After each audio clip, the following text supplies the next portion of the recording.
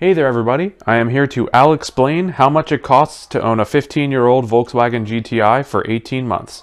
These are all of the parts that I have pulled out of the car, and we're going to go ahead and go over them and see what's up. So I'm going to run through this list chronologically, and I'm going to include not only maintenance and repairs, but property tax, insurance, registration, emissions, that kind of stuff. I am in the state of Virginia, so we do pay property tax annually here based on the value of the car. In June of 2018, the month I bought the car, I checked for the infamous cam follower issue that the Mark V FSI engine has.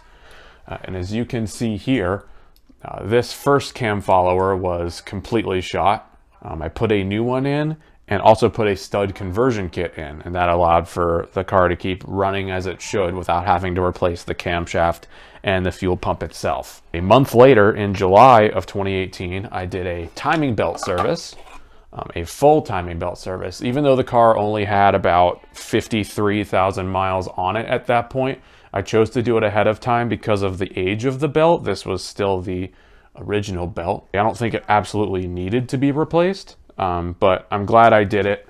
It was worth the peace of mind.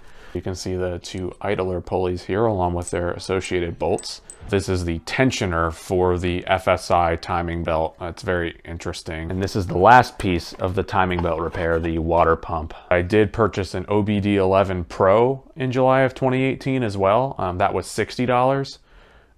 That allowed for me to be able to get into the car's computer and program a couple of things, like the windows going down, convenience windows, I believe is what that's called. It also allows you to read engine faults, which is probably the most important and vital functionality that OBD11 offers. Later that month, I ended up replacing the timing chain and the timing chain tensioner, which performs variable valve timing, I believe, on the exhaust side. This tensioner wears out the plastic on the top side and on the bottom side. And over time, this plastic will get brittle and break apart. As you can see, it wore through a little bit, but not to the point where it was going to fall apart.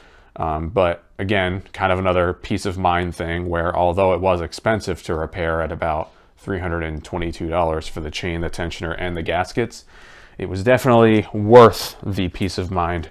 In August of 2018, I bought some bolts because when you first start working on a German car and there's just bolts everywhere, sometimes you lose them. These are all of the torque to yield bolts that I have replaced in this 18 months of ownership. I bought an electrical tool in order to repin sockets or repin electrical connectors for VWs. Along with that order, I got a replacement passenger side turn signal light. This one was broken, probably from someone either hitting it or opening the door a little too fast and whacking something with it. I replaced that along with the electrical tool, for about $70. In January of 2019, I did an oil change. That was $35. And then the car was pretty much sorted for another 5 months or so, and I did yet another oil change in June of 2019. One piece I ended up not keeping were the camshaft adjusting rings. I ended up replacing those three because of that P000A code that was described in the Instagram. It's in my story for Project Ninian. That only costed about $60. In August of 2019, whoopsie daisy, I replaced the dual mass flywheel. There's a whole video on that on the channel. That dual mass flywheel costed $551.14. Not a small project, and the biggest project I have ever done on a car so far, having to remove the transmission, drop it, replace the flywheel, then put it back in. But definitely worth the effort. First gear engages a little more easily now, especially after it's up at operating temperature. Now to some regular maintenance items. In October of 2019, we replaced the ignition coils and the spark plugs and a fuel filter all at once. These are just Bosch, which are OE. They are the red tips, which give it that cool Audi R8 look, except you can't see it under the ginormous engine cover. And then these are, I believe, iridium spark plugs. Or platinum, I forgot which. I don't even know how to read anymore. But I put some NGKs in there. And this was the factory Volkswagen fuel filter. I replaced it with the MAN 6.6 bar like everyone else basically does. Not very expensive, but the ignition coils, spark plugs, and fuel filter altogether were $188.40. And just for funsies, this is the only free part that I have gotten while owning this car. This is from JP. He was a local VW Audi enthusiast that I met at a meet one week. I told him that my driver's door wasn't working mechanically, and he was like, hey, I got a parts car. If you want it, I can bring it over. And such a nice dude. He just provided me this for free. I replaced it, bought another one. Funny enough, the parts car, I think, may have had more miles on it than my car did. And it worked completely fine for a couple of months, and now it's not electronically working every time.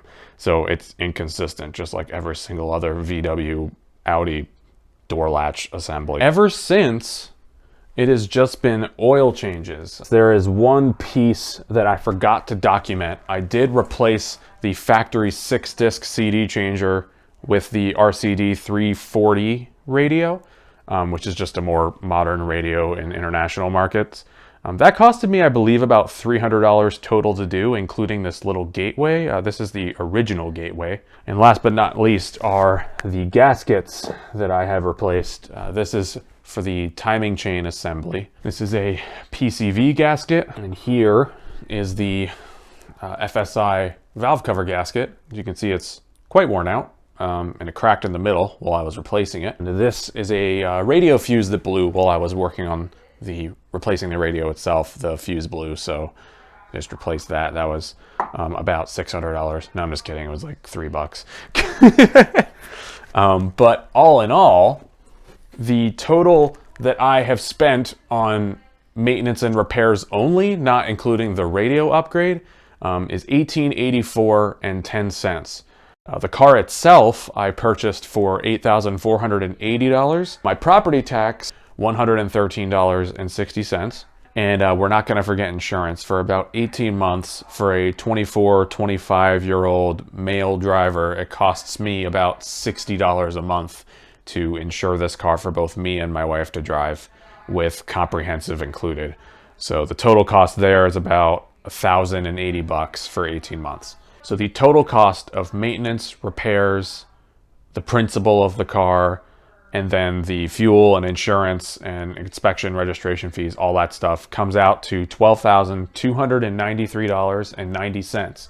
And if you divide that over the 18 months, that costs $682.99 a month to own a 2007 Mark V GTI outright, and to keep it running in a way that is a little bit perfectionist. The only thing I did that was an upgrade was technically the RCD 340 radio, which was about $300 total, including the gateway and a couple of other bits and pieces to make it work with the factory steering wheel controls. Again, check that video out if you're interested. For a German car, it's not bad, but for any car, it is a little bit more expensive than your typical Japanese or American car. So keep that in mind, but for now, I would say that it's definitely been worth the cost.